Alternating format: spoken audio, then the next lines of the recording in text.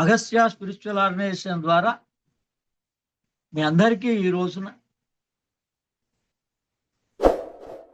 ఈ గాయత్రి మంత్రాన్ని అసలు స్వరూపం ఏంటో, ఎందుకు ఆడవాళ్ళు చేయకూడదో, ఉపనయన సంస్కారం లేని వాళ్ళు ఎందుకు ఎక్కువగా చేయకూడదో వివరమంతా వీడియోల్లో చూపించడం జరిగింది.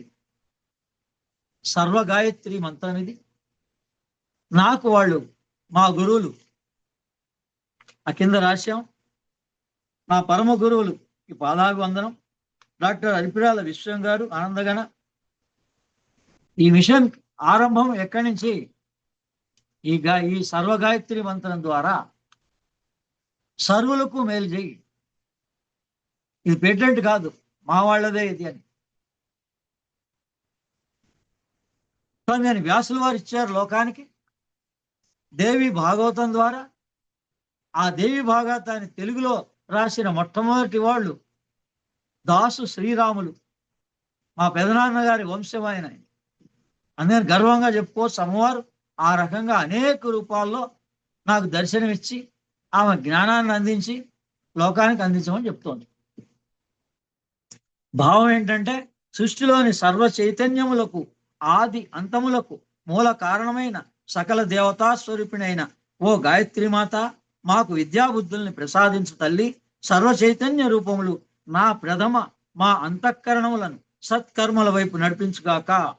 విశేషార్థం ఏంటంటే ఇది దేవి భాగవతంలోని గాయత్రి మంత్రం సర్వ చైతన్యంతో మొత్తం సృష్టి యొక్క రహస్యాల్ని, పరమాత్మ యొక్క రహస్యాల్ని తెలుసుకునేందుకు కార్యకారణం ఎవరవుతారో, అనుభూతి ఎవరవుతారో మళ్ళీ ఈ మూడు గాయత్రినే.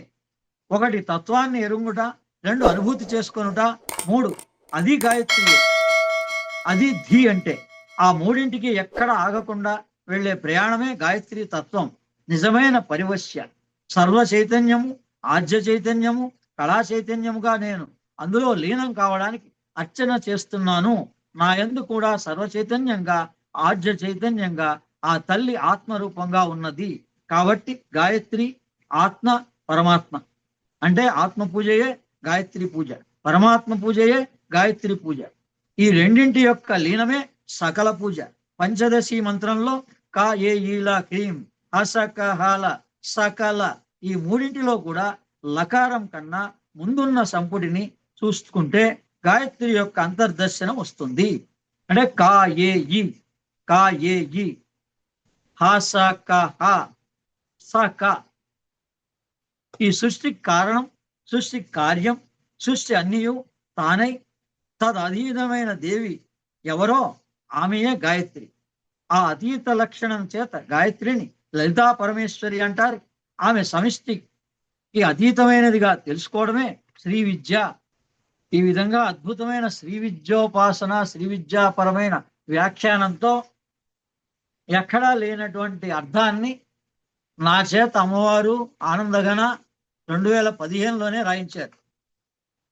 మీ అదృష్టం ఈ రోజున మీకు ఇప్పటి వరకు ఉన్న తలనొప్పులన్నీ ఎందుకున్నాయి అనేది మీరు గ్రహించగలిగితే మీరు చేస్తున్న సాధనల్ని పరిశీలన చెయ్యకుండా ఇది నాకు ఎంతవరకు పరిమితము, నేను ఎంతవరకు చెయ్యాలి, గురువు నాకు చెప్పాడా ఇలా చేయమని అని ఆత్మ పరిశీలన చేసుకొని మీ తలనొప్పులన్నీ తగ్గించుకోండి.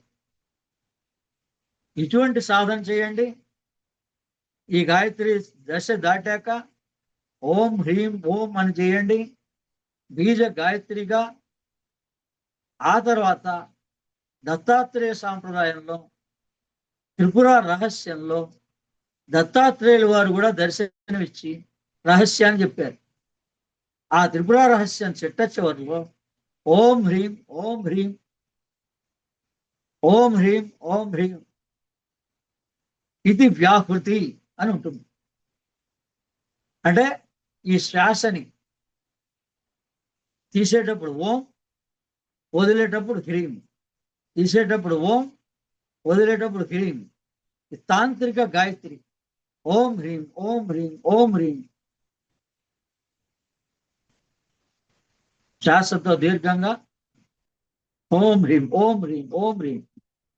ఈ విధంగా చేస్తే చాలా ఫాస్ట్గా సెల్ఫ్ రియలైజేషన్ కలుగుతుంది. ఇది కేవలం ఇవన్నీ కూడా జ్ఞానం కోసం ఉపయోగిస్తుంటే మీకే తలనొప్పులు రావు, మీకే భయాలు లేవు, బాహ్యమైన చర్యలే లేవు, అంతర్యాగమే. మీరేమో అవసరాలు బయటపెట్టి ఇచ్చిన దాన్ని ఒకదానికి ఒక రకంగా ఆచరిస్తే మీ అవసరాల కోసం సపరేట్గా మీరు ఏం చేయదలుచుకున్నారో చేయండి. ఇవన్నీ సాధనా మార్గాలు.